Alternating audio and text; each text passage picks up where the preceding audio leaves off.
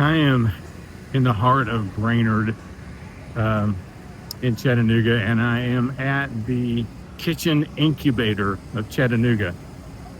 This place trains chefs, trains people how to do cooking in a commercial environment. And every Friday, they have a food truck park kind of set up here. And I've wanted to come down here for a long time. I've hesitated because there's very little here that I should be eating. And I would have bought something today, except for two reasons. One is I ate before I came. And second, because it's raining and there was really no place to sit down with my camera to enjoy a meal. But there's all kinds of food here. A lot of these trucks you'll see at the Chattanooga Market and other places around town at events. They're sort of well known in the city.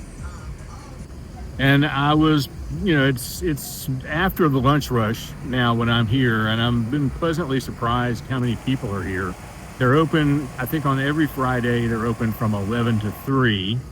And it's just right here by the Walmart off of Brainerd, near the post office.